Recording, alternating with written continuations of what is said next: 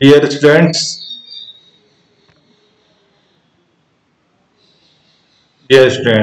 BA final की English literature की इस क्लास में हम अल्फ्रेड लॉर्ड टेनिसन की लोटस ईटस नाम कविता को पढ़ रहे थे, जिसका आधा नोट हमने लास्ट वीडियो में देखा पढ़ा।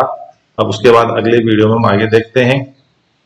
यूलिसिस अपने समूह के साथ लोटस ईटस लैंड पर पहुंचता है और वहां वो पाता है कि वास्तविक आनंद तो लोटस को खाने में ही है और जीवन है वो परिश्रम मेहनत से भरा हुआ है और व्यक्ति सब कुछ खो देता है इतना मेहनत से कमाया हुआ। आगे देखते हैं। Ulysses and crew recall their past memories related to their wives and the son. Ulysses और उसका दल है वो याद करता है पास्ट मेमोरीज, उनकी भूतकाल की यादों का इस लोटस ईटर्स के लैंड पर पहुंचने के पहले और ट्रोय का युद्ध लड़ने के पहले जो कुछ उनके जीवन में था उसको वो याद करते हैं, जो कि उनसे रिलेटिंग टू देयर वाइव्स, जो कि उनकी पत्नियों और उनको पुत्रों से संबंधित था। तो यूलिसिस और उसका समूह उनको याद करते हैं, but still do not want to return home, लेकिन अब भी वो अपने घर नहीं लौटना चाहते हैं। They suggest the excuse that it may happen that some powerful neighboring king may have captured their island. They suggest the excuse, और वो ये बहाना लगाते हैं वापस नहीं लौटने का, that कि it may happen, ऐसा हो सकता है, that some powerful neighboring king, कि कोई शक्तिशाली पड़ोस का राजा may have captured, अधिकार में ले चुका होगा their island, उनके द्वीप को, यानी उनके द्वीप पर कोई पास का पड़ोस का राजा कब्जा कर चुका होगा। और दे मे बी ग्रेट कंफ्यूजन और the disorder on the land, और उनकी भूमि के ऊपर जहां के पर वो शासन करते थे, जहां पर रहते थे, वहां पर हो सकता है कि वर्तमान में बहुत अव्यवस्था हो और बहुत ज्यादा अराजकता हो। And to set everything right, और इन सब चीजों को सही करना, यानी किसी दूसरे पड़ोसी राज्य के द्वारा अधिकार कर लेने पर या फिर वहां पर विद्यमान अव्यवस्था को सही करने के लिए again would be hard task, एक बार फिर ये उनके लिए एक कठिन कार्य होगा। For their old bodies and mind, उनके बूढ़े शरीर और दिमाग के लिए वापस सब कुछ सही रखना एक कठिन कार्य होगा। They say that they have had enough action and motion, और वे कहते हैं कि उन्होंने अपने जीवन में काफी एक्शन, काफी काम कर लिया है और मोशन, काफी यात्रा कर ली है। यहाँ पर ट्रेवलिंग लिखा हुआ है, उन्होंने अपने जीवन में काफी कार्य और काफी यात्रा कर ली है। They have faced many fierce storm and the sea monsters, और उन्होंने कई सारे भयानक तूफानों और सी मॉन्स्टर, समुद्री दैत्यों का सामना कर लिया है। तो इसलिए जीवन में काफी कुछ उन्होंने काम कर लिया है, और जो कुछ अब बदला हुआ है उनकी भूमि पर, उनके स्थान पर जहां पर वो रहते हैं, जहां पर राज करते थे, वहां पर वापस सब कुछ सही करना एक कठिन काम होगा उनके बूढ़े शरीर और दिमाग के लिए। आगे देखते हैं। Ultimately they reach as the conclusion that they will wander no more, और अंत में वो इस कंक्लूजन को, निष्कर्ष तक पहुंचते हैं दैट कि दे विल वॉन्डर नो मोर, कि अब वो और अधिक नहीं भटकेंगे।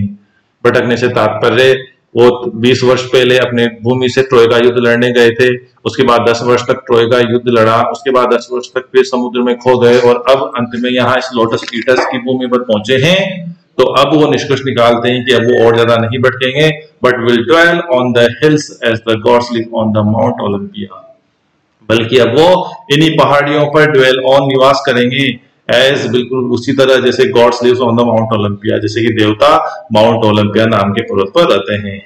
And enjoy the pleasures without any cares, और आनंद लेंगे उन आनंदों का विदाउट एनी केयर्स, और उन आनंदों का भोग करेंगे बिना किसी चिंता के। वो इन्हीं पहाड़ियों में, इन्हीं पर्वतों के बीच में लोटस ईटस लैंड पर वो रहेंगे। Here notable is that Tennyson tries to prove in utility of life through the presenting gods and carelessness towards man, और यहाँ पर नोटेबल बात यह है, यहाँ पर उल्लेखनीय बात यह है कि टेनिसन कोशिश कर रहा है टू प्रूव, साबित करने के लिए, इन यूटिलिटी यानी अनुपयोगिता। यहाँ पे इन और यूटिलिटी अलग अलग शब्द लिखे हुए हैं, लेकिन दोनों एक ही शब्द है। इन यूटिलिटी का मतलब अनुपयोगिता, निरर्थकता ऑफ लाइफ, जीवन की निरर्थकता को साबित करने की कोशिश कर रहे हैं। थ्रू प्रेजेंटिंग गॉड, यानी देवताओं को प्रस्तुत करके, केयरलेस टुवर्ड्स मैन, इंसानों के प्रति लापरवाह, गैर जिम्मेदार साबित करते हुए वो जीवन की निरर्थकता को प्रस्तुत कर रहे हैं। तो यहाँ पर देवताओं को इंसानों के प्रति लापरवाह बताया गया है, और इसके माध्यम से वो जीवन की निरर्थकता को साबित करने की कोशिश कर रहा है टेनिसन। He says that, वो कहता है that sitting in their abodes God regularly through bolts of lightning, वो कहता है कि ये जो देवता है सिटिंग बैठे हुए इन देयर अबोर्ड्स, अपने आश्रय स्थलों पर, अपने घरों में बैठे हुए गॉड्स, ये देवता हैं, रेगुलरली वो लगातार नियमित रूप से थ्रो फेंकते हैं बॉल्ट्स ऑफ लाइटनिंग, यानी बिजली के प्रहार फेंकते हैं, यानी हम लोगों के ऊपर बिजलियां फेंकते हैं। बिजली वो आकाश की बिजली। द स्माइल इन सीक्रेट, और देवता वहां पर चुपके से मुस्कुराते हैं। लुकिंग ओवर, देखते हुए, वेस्टेड लैंड, हमारी बर्बाद भूमि को देखते हुए मुस्कुराते हैं। ब्लाइट, और बीमारियों को फैलते हुए। फेमिन, और फेमिन का अकाल, और प्लेग यानी महामारी, और अर्थक्वेक यानी भूकंप। इटीसी डिजास्टर्स, इस प्रकार के जो डिजास्टर्स हैं, इस प्रकार की विपदा जो मनुष्यों पे आती है, इन मनुष्यों की विपदाओं को देखकर वो मुस्कुराते हैं। तो कहते हैं कि देवता लोग बिल्कुल लापरवाह है मनुष्यों के प्रति।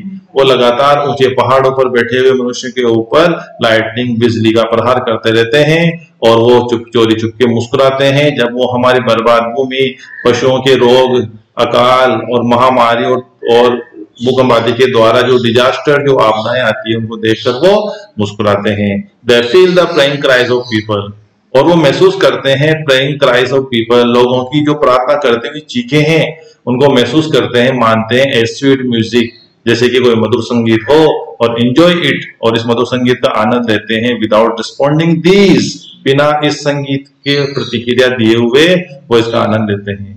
लोग जो चीखते चिल्लाते हैं, अपने दुखों पर देवताओं से प्रार्थना करते हैं, ये प्रार्थनाएं उन देवताओं के लिए मधुर संगीत है, और इसका वो आनंद इस प्रकार लेते हैं और प्रतिक्रिया भी नहीं लेते हैं। While man works hard all life in the fields, और मनुष्य पूरे जीवन खेतों में काम करता है, till he dies, जब तक कि वो नहीं मर जाता है तब तक वो काम करता है। Some of them, और उनमें से कुछ लोग, enjoy Elysian valleys, स्वर्ग की घाटियों का आनंद लेते हैं। Elysian valleys का मतलब स्वर्ग की घाटियों का आनंद लेते हैं मरने के बाद। Beds of asphodels, और एस्पोडल जो फूल होते हैं, उन फूलों के बिस्तरों का आनंद लेते हैं।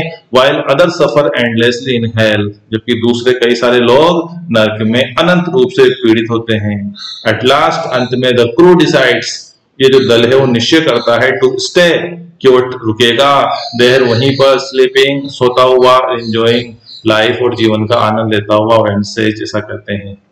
और वैसा मानते हैं कि जब लोगों की प्रार्थनाओं की जो चीखें हैं वो देवताओं के लिए एक संगीत के समान है, तो इंसान, मनुष्य जो कि खेतों में अपने जीवन भर काम करता है और फिर वो मर जाता है, फिर भी उन मरे हुए किसान या मजदूरों में से कुछ ही लोग केवल स्वर्ग की घाटियों में आनंद लेते हैं, और एस्पोडल्स की बेड्स यानी बिस्तरों पर आनंद लेते हैं, जबकि दूसरे जो लोग हैं, किसान हैं, वो नरक में अनंत रूप से पीड़ित होते हैं। इसलिए अंत में इस प्रकार की रवैये को, इस दृष्टिकोण को देखकर ये जो दल है, समूह है यूलिसिस का, वो निश्चय करता है, stay there sleeping and enjoying, कि वो वहीं रुकेगा, वहीं सोएगा और जिंदगी का आनंद लेगा। एंड सेज, और अंत में वो अपना डिसीजन डिक्लेयर करते हैं, और रेस्ट ये brother mariners, we will wander no more,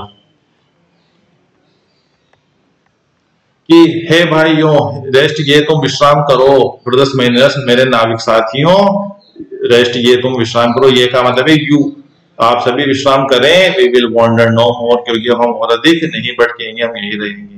the second section proves human life completely useless, और जो दूसरा भाग है वो मानवीय जीवन को पूरी तरह निरर्थक सिद्ध करता है, but full of hard work, बल्कि साथ में मानव जीवन को कठिन परिश्रम से भरा हुआ बताता है। while the real purpose of life, जबकि जीवन का वास्तविक उद्देश्य has been told, बताया गया है, is rest and sleep, विश्राम और नींद के रूप में बताया गया है। Tennyson's outlook is fully focused towards pessimistic interpretation of human life, जबकि टेनिसन का जो दृष्टिकोण है वो पूरी तरह केंद्रित है towards the pessimistic, निराशावादी इंटरप्रिटेशन, व्याख्या ऑफ ह्यूमन लाइफ, मानव जीवन की निराशा युक्त जो व्याख्या है उस पर पूरी तरह केंद्रित है। तो दूसरा भाग निश्चित रूप से मानव जीवन को निरर्थक सिद्ध करता है, जो कि परिश्रम से भरा हुआ है, और जीवन का वास्तविक उद्देश्य केवल विश्राम करना और नींद लेना है। टेनिसन का जो दृष्टिकोण है वो पूरी तरह मानव जीवन की इस निराशामयी इंटरप्रिटेशन, व्याख्या पर फोकस्ड यानी केंद्रित है। Thank you very much dear students. Tennyson की लोटस सीजर्स पोएम का नोट यहाँ खत्म होता है, आप इसका अच्छे से अध्ययन करें। Thank you very much.